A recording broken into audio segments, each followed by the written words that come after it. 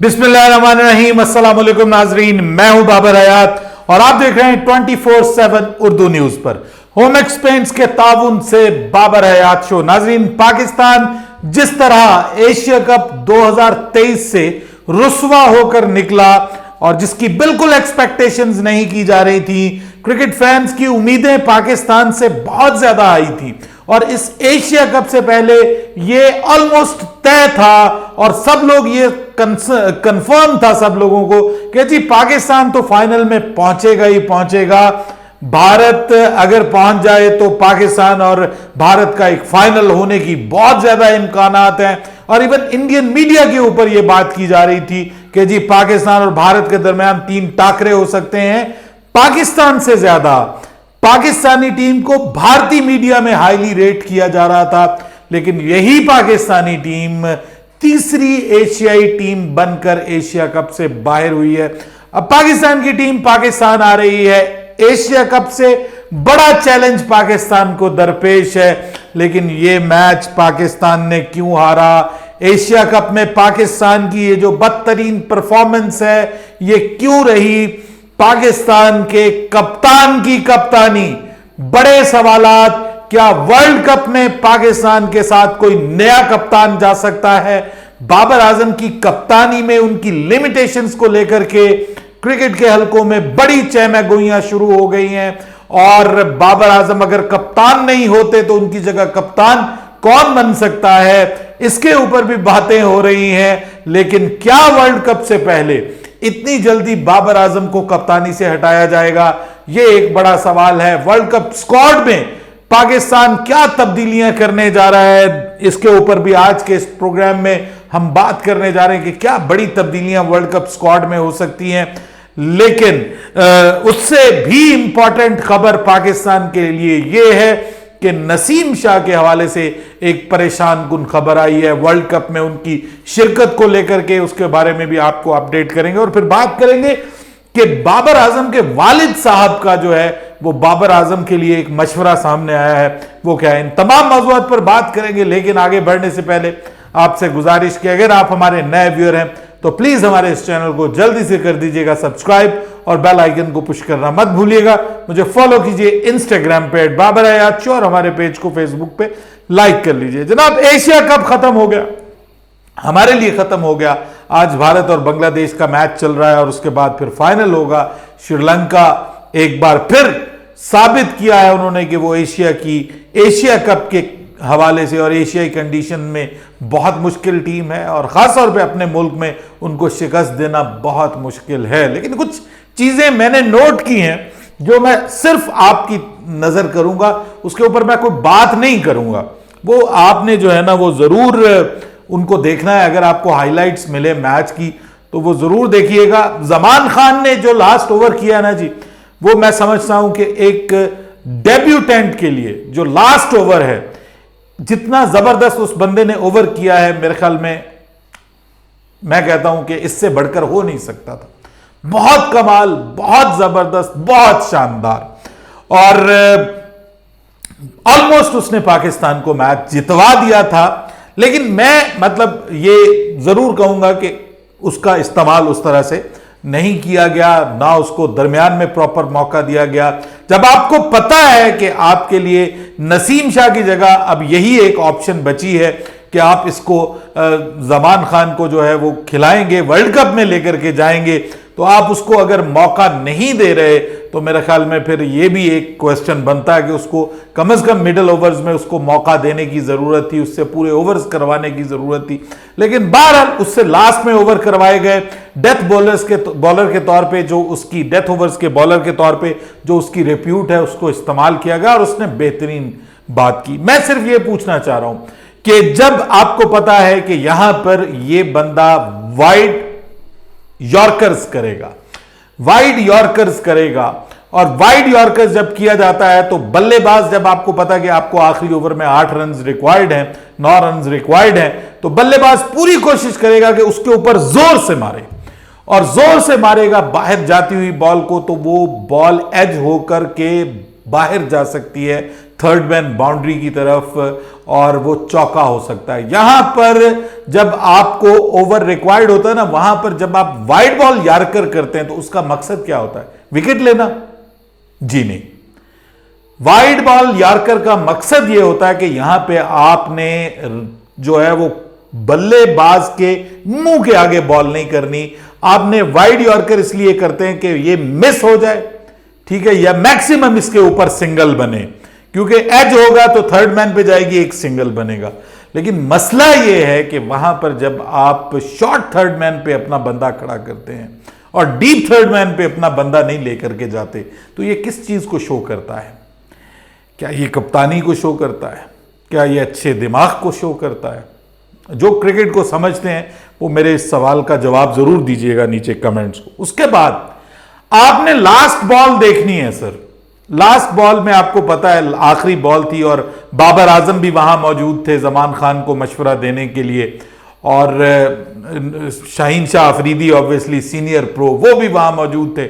एक छोटी सी मीटिंग हुई, उसके बाद लास्ट बॉल फेंकने के लिए आए हैं हमारे जमान खान। जब उसने लास्ट बॉल स्टार्ट की ना, तो उसने जो है वो लेग की तरफ, जो लेग की पोजीशन होती है ना, इस तरफ उसने बॉल करते हुए फ्रंट पे उसके कैमरा था, तो उसने आंखों को ऐसे किया और इस तरफ देखा लेग की तरफ। बाय द वे बाद में जो शॉट लगी वो बॉल भी मिडिल एंड लेग के ऊपर थी और वहां पर शॉट भी उधर ही गई, जहां पे वो देख रहे थे उधर ही गई। मैं इस पे कोई तबसरा नहीं करूंगा, आपने जस्ट जो है ना मेरे कहने पे एक जरूर आपने वो, अगर आपको वो सामने से, यानी जब कैमरा सामने से उसको फॉलो कर रहा था, मैंने अभी हाइलाइट्स देखी है, मुझे वो हाईलाइट नहीं मिली। अगर आपको उस मैच की रिकॉर्डिंग कहीं से मिल जाए, मैं कोशिश करूंगा मुझे मिले, तो लास्ट बॉल उनकी स्पीड चेक कीजिएगा कि उनकी बॉल की स्पीड क्या है। 123 किलोमीटर पर आवर। इस पे भी मेरा आपसे सवाल है कि क्या ये बेहतर बॉल थी? आखिरी बॉल जो की गई 123 की रफ्तार से, जो बंदा 140 प्लस की रफ्तार से बॉल कर सकता है वो 123 की रफ्तार से बॉल करेगा, और उसने वाइड यॉर्कर क्यों नहीं किया? वाइड यॉर्कर क्यों नहीं किया जबकि सुपर ओवर भी मौजूद था? अगर एक रन बन भी जाता तब भी सुपर ओवर मौजूद था और सुपर ओवर में फैसला होना था। बहरहाल बहुत अच्छी बॉलिंग की है, बहुत अच्छी बॉलिंग की है। मैं उस बंदे से क्रेडिट नहीं लेता, लेकिन मैं आपसे सिर्फ सवाल पूछ रहा हूं कि ये देखिएगा जरूर, और मेरे इस कंसर्न का जवाब आपने देना है। आप सब लोग क्रिकेट के बहुत ज्यादा वाकिफ हैं, मैं तो एक तालिब इल्म हूं, स्टूडेंट ऑफ द क्रिकेट हूं, लेकिन ये चीजें मैंने नोट की हैं। इसके अलावा बहुत सारी चीजें, बाबर आजम की कप्तानी बड़ा क्वेश्चन मार्क। और जब से बाबर आजम पाकिस्तान के कप्तान बने हैं, पाकिस्तान ने 3 बड़े इवेंट्स खेले हैं, 3 बड़े इवेंट्स खेले हैं सर। मैं अब आपको स्टैट्स बताने जा रहा हूं, बड़ी हैरान कुन मैंने देखी हैं ये स्टैट्स, तो मैं हैरान हो गया हूं। 3 बड़े इवेंट 2000 जो है वो 2022 का, मिसाल के तौर पे लास्ट 3 बड़े इवेंट की मैं बात कर रहा हूं। 2022 का एशिया कप, 2022 का वर्ल्ड कप, 2 T20 इवेंट्स हो गए, और 2023 का एशिया कप। ये 3 लास्ट बड़े इवेंट जो बाबर आजम ने खेले हैं, विल यू बिलीव दैट कि इसमें बाबर आजम के जो हाईएस्ट स्कोर्स हैं वो 2 हैं। 2022 वर्ल्ड कप में न्यूजीलैंड के खिलाफ सेमीफाइनल में 53 रन उनका हाईएस्ट स्कोर है। इसके अलावा वो एक 50 भी नहीं कर सके। 2022 वर्ल्ड कप में बदतरीन परफॉर्मेंस रही है उनकी, ठीक है। 2022 एशिया कप में एक भी 50 नहीं कर सके। हालांकि पाकिस्तान की टीम फाइनल में पहुंच गई, वो भी आपको बताता हूं कि क्यों पहुंची है और कैसे पहुंची है। यहां भी फाइनल में पहुंची तो कैसे पहुंची ये भी आपको बताऊंगा, क्योंकि जो फाइनल है उसमें भी बाबर आजम ने 32 रन किए हैं अगेंस्ट इंग्लैंड 2022 के वर्ल्ड कप में। और 2023 का जो एशिया कप है उसमें बाबर आजम ने सिर्फ नेपाल के अगेंस्ट 151 रन किए हैं। अदरवाइज और किसी भी टीम के खिलाफ बाबर आजम ने 50 भी नहीं की। सेकंड हाईएस्ट स्कोर 29 है बाबर आजम का। इससे अब आप अंदाजा लगा सकते हैं कि कप्तानी बाबर आजम की बैटिंग को कितना नुकसान पहुंचा रही है, कितना नुकसान पहुंचा रही है कप्तानी। तो क्या बाबर आजम वर्ल्ड कप में पाकिस्तान के कप्तान रहेंगे? बहुत सारे लोग इस वक्त इसके ऊपर बात कर रहे हैं और बहुत सारे लोग मशवरा भी दे रहे हैं कि मोहम्मद रिजवान को आराम से कप्तान बना दिया जाए and he can be a better captain. He has proved in PSL कि वो ज्यादा अच्छे कप्तान हैं, ज्यादा कूल हैं, प्रेशर की कंडीशन में वो ज्यादा पाकिस्तान को फायदा दे सकते हैं अपनी कप्तानी से, क्योंकि बहुत मुश्किल कंडीशंस में उन्होंने अपनी कप्तानी से एज अ फील्डिंग कैप्टन यानी फील्ड में खड़े हुए उन्होंने अपनी टीम को जितवाया है पाकिस्तान सुपर लीग में। असल में कप्तान की कप्तानी का पता ही उस वक्त चलता है जब आप फील्ड में खड़े होते हैं, बाकी तो चीजें फिर ज्यादा से ज्यादा आप जो बैटिंग ऑर्डर में ब्लंडर्स करते हैं जैसे उन्होंने पिछले मैच में किए वो हो सकते हैं। बाबर आजम पाकिस्तान के लिए वर्ल्ड कप में कप्तान रहेंगे या नहीं रहेंगे? देखिए बात यह कि इस वक्त मुझे नहीं लगता कि फौरी तौर के ऊपर उनको वर्ल्ड कप से पहले कोई पैनिक बटन बजा के उनको जो है वो कप्तानी से हटा दिया जाएगा, लेकिन क्योंकि उनको कप्तानी से नहीं हटाया जाएगा तो सर ये जो है ये क्लियर है कि पाकिस्तान की वर्ल्ड कप कैंपेन जो है वो भी बड़े खतरे में है। मुमकिन है पाकिस्तान लड़ता मरता मारता सेमीफाइनल में पहुंच जाए, लेकिन पाकिस्तान वर्ल्ड कप जीतता हुआ बिल्कुल दिखाई नहीं दे रहा। पिछले इवेंट्स आप देख लीजिए, मतलब चारों इवेंट्स जो मैंने तीन बताए हैं उसमें जो चौथा इवेंट है वो अब आप उससे पिछला वर्ल्ड कप देख लीजिए 2021 का वर्ल्ड कप, वो भी पाकिस्तान सेमीफाइनल से बाहर हो गया था।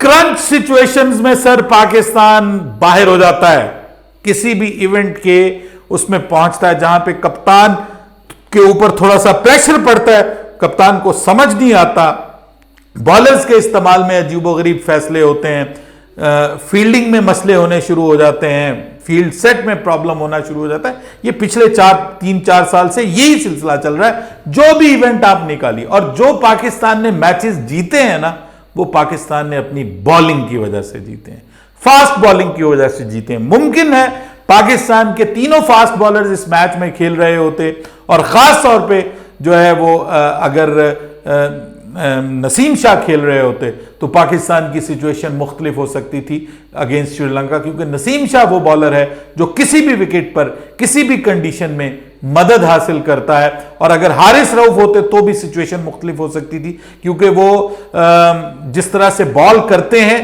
वो हिट द डेक वाली बॉलिंग उनकी होती है और स्पीड बहुत ज्यादा है, तो वो भी आपको विकेट्स लेके दे सकते हैं। बॉलर्स का इंपॉर्टेंट रोल जरूर रहा है पाकिस्तान की जीत में, लेकिन जहां पे कप्तान की बात आए वहां पे सवाल उठते हैं। अभी उनके वालिद साहब ने कहा कि मैंने बाबर से बात करने की कोशिश की है तो बाबर से बात नहीं हो पा रही, तो मैंने बाबर को कहा है कि बहादुर लोग या तो हारते हैं या जीतते हैं, टूटते नहीं हैं।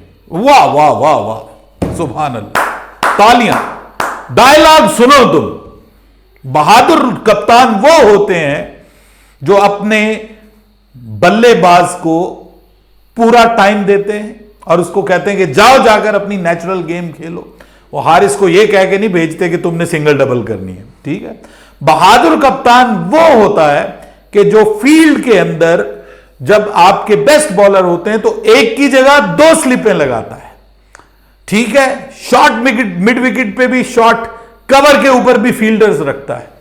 वो फील्ड को खुला नहीं कर देता, 2 चौके पड़ते हैं तो फील्ड खुली हो जाती है कि आई जाओ तो लंगी जाओ तो खाई जाओ और जनाब स्कोर बनाई जाओ और स्कोर को ले जाओ। मसूफ फरमाते हैं पाकिस्तान इसलिए हारा है क्योंकि पाकिस्तान मिडिल ओवर्स में जो है पाकिस्तान के बॉलर्स ने बॉलिंग अच्छी नहीं की। अरे भाई, ओ भाई, उनको उस तरह की फील्ड तो दो, आप उनको आसानी से सिंगल बनाने के लिए दे रहे हो। आप डरे हुए हो कि ये हमसे जो है वो मैच, अरे भाई बाहर निकल के मारेंगे। जब जब उन्होंने कोशिश की बाहर निकलकर मारने की तो आपको विकेट मिली, 2 विकेटें आपको इस तरह से मिली हैं। एक शादाब खान को बाहर निकलकर मारने की कोशिश की, ठीक है, तो तब कैच आउट हो गया। उसके बाद दूसरा इफ्तिखार को बाहर निकलकर मारने की कोशिश की तो जनाब जो समरा विक्रमा है वो आउट हो गए। अब ये सारी चीजें जो है ना, मैं अब कह के थक गया हूं। बहादुर अगर अब भी आप समझते हैं बाबर आजम को तो आपकी मर्जी है, कितने बहादुर कप्तान है वो। बहादुरी सीखनी है तो भाई इंडिया के कप्तान से सीखो जो अपने कुलदीप यादव के अगेंस्ट, जब कुलदीप यादव बॉलिंग कर रहा है तो 2-2 स्लिप्स दे रहा है, एक लेग स्लिप पे एक इधर पे, और जनाब शॉर्ट कवर के ऊपर भी बंदा खड़ा हुआ है कैच पकड़ने के लिए, दबोचने के लिए। बहादुर कप्तान वो होता है जो बल्लेबाज के दिमाग से खेल रहा हो। अब पाकिस्तान के साथ बुरी खबर ये आ गई है कि नसीम शाह जो हैं वो ऑलमोस्ट कंफर्म हो गया कि वो वर्ल्ड कप से बाहर हो गए हैं। वो वर्ल्ड कप से बाहर हो गए। कहा तो ये जा रहा है कि वो इब्तदाई मैचेस नहीं खेलेंगे, लेकिन बाबर आजम ने ये अंदिया दे दिया है कि वो वर्ल्ड कप से बाहर हो सकते हैं। उनकी इंजरी जो है वो उस नोयत की है कि जिसके बारे में बाबर आजम का यह मानना है कि वो बता नहीं सकते वो कितना टाइम उनको लगेगा कि वो फिट होंगे। लेकिन अच्छी खबर यह है कि हारिस रऊफ जो हैं वो वर्ल्ड कप में हमें पाकिस्तान के स्क्वाड का हिस्सा दिखाई देंगे। मुमकिन है नसीम शाह को भी डाल लिया जाए।